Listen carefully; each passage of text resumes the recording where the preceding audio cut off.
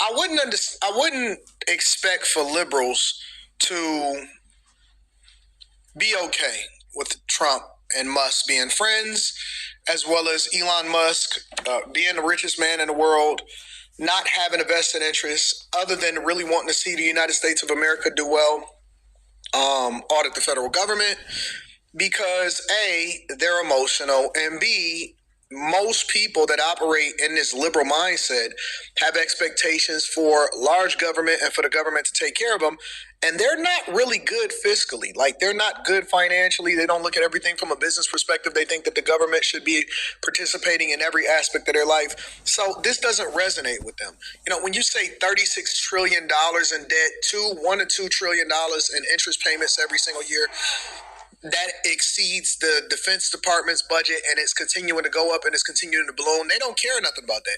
Oh man, everybody can rob you, give more government jobs of DEI and all of this stuff. And so when we strip it down and we right size the government so that we can start to pay off the debt, similar to, we don't want to be in a position where we have to file for bankruptcy as a nation. You know what I'm saying? And so while we have irresponsible members of Congress that doesn't do anything, you finally got some people that'll do something for the American people, and hopefully we'll be operating at a budget, not at a budget deficit, but we'll be operating at a surplus.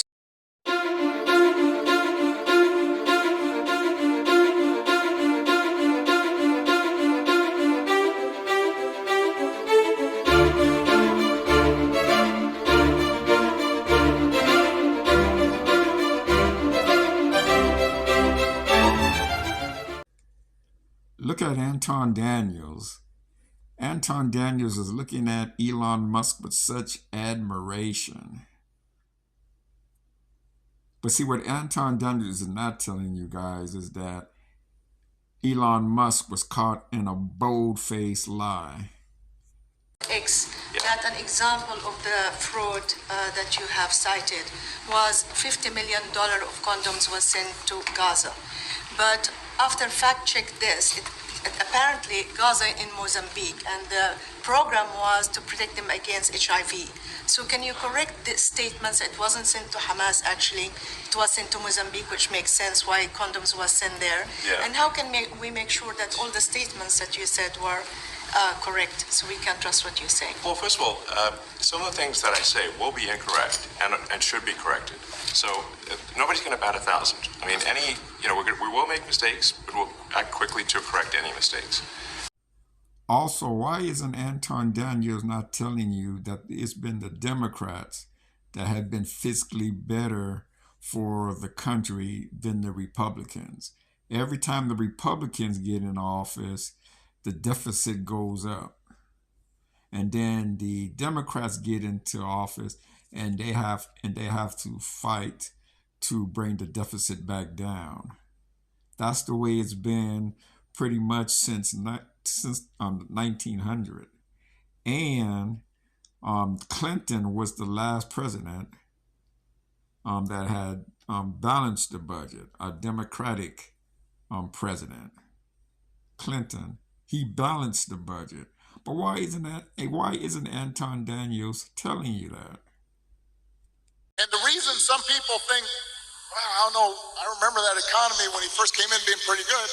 Yeah, it was pretty good, because it was my economy. This is actually true. Trump simply rode the trend started by Obama. The average quarterly economic growth under Trump was 2.5%, almost exactly what it was under Obama's second term, 2.4%. Trump said back in 2019, "We have launched an unprecedented economic boom." but the major ways of measuring the economy, like jobs, unemployment, or wages, didn't see any turning point or change after Trump took office. Job growth had been consistent since the end of the recession in 2010. Obama's 76 consecutive months of job growth simply continued under Trump, though Obama's job growth was higher. Unemployment was also already steadily falling. Obama had cut unemployment to 4.7% from its 10% peak during the recession, and it kept falling until the pandemic. Wages were also already increasing at a steady pace when Trump took office. Most economists agree that Trump inherited a good economy. He didn't create it. I spent 8 years cleaning up the mess that the Republicans had left me the last time.